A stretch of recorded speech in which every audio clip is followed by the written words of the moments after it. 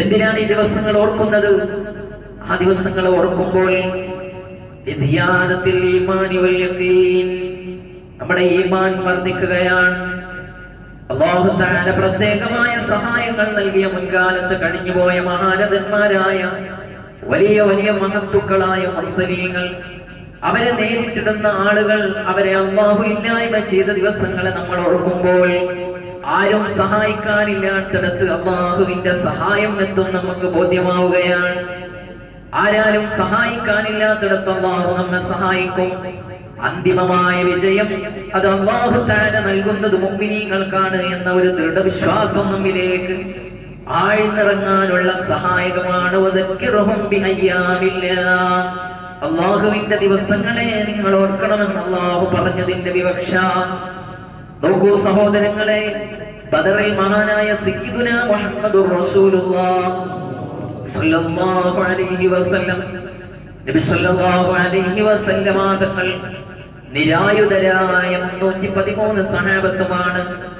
സർവസന്നാഹങ്ങളുള്ള സർവായുധ വിഭൂഷിതരായ ആയിരക്കണക്കായ ആളുകളെ നേരിട്ടത്.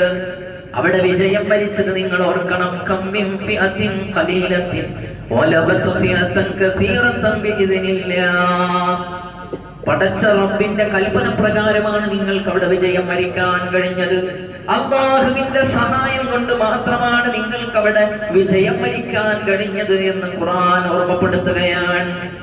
ആ ദിവസങ്ങളെ നമ്മൾ ഓർക്കുമ്പോൾ നമുക്ക് ഈമാൻ വർദ്ധിക്കുകയാണ്. മഹാനായ സയ്യിദുനാ ഇബ്രാഹിം നബി അലൈഹിസ്സലാം, ഇബ്രാഹിം നബി അലൈഹിസ്സലാത്തു വസ്സലാമിനെ നമ്രൂദ് അവന്റെ കിങ്കരന്മാരും ഈ ഭൂമിയിൽ നിന്നില്ലായ്മ ചെയ്യുന്നതിന് വലിയ തീക്കൊണ്ടാരം നിർമ്മിച്ച് അതിലേക്ക് വലിച്ചെറിയുമ്പോ അരുത് കാട്ടാള എന്ന് പറയാൻ ഒരാളും അവിടെ ഉണ്ടായിരുന്നില്ല. അരുതെന്ന് പറയാൻ തന്റെ കുടുംബത്തിൽ നിന്ന്, കൂട്ടുകാരിൽ നിന്ന്, താൻ ആ നാട്ടിൽ നിന്ന് പരിചയപ്പെട്ട ആരൊക്കെയുണ്ടോ അവരാരും തന്റെ കൂടെ ഉണ്ടായിരുന്നില്ല. എല്ലാവരും എതിരെയാണ്. നാട്ടുകാരെതിരെയാണ്, കുടുംബക്കാരെതിരെയാണ്, എല്ലാം എതിരാണെന്ന് മാത്രമല്ല തന്റെ രാജ്യത്തെ ഭരണാധിപന്മാര് പോലും എതിരെയാണ്. ആരും ശബ്ദിക്കാനില്ല. ആ വലിച്ചെറിയപ്പെട്ട മഹാനായ ഖലീലുല്ലാഹി ഇബ്രാഹിം അലൈഹിസ്സലാം ഇബ്രാഹിം എന്ന് പറഞ്ഞ ദിവസം നിങ്ങൾ ഓർക്കണം. ഒരു രോമത്തിന് പോലും പോടറേൽക്കാതെ മഹാനായ ഇബ്രാഹിം നബി അലൈഹിസ്സലാത്തു വസ്സലാം രക്ഷപ്പെട്ട ദിവസം നിങ്ങൾ ഓർക്കണം. വദക്കിറുഹും ബിഅയ്യാമില്ലാഹ്. അതിങ്ങനെ ജനങ്ങളെ ഓർമ്മിപ്പിക്കണം. ഖുർആൻ പറയാൻ അതൊക്കെ ഇങ്ങനെ റിമൈൻഡറായി നമ്മുടെ മനസ്സിലേക്ക് ഇങ്ങനെ ഓർക്കണം.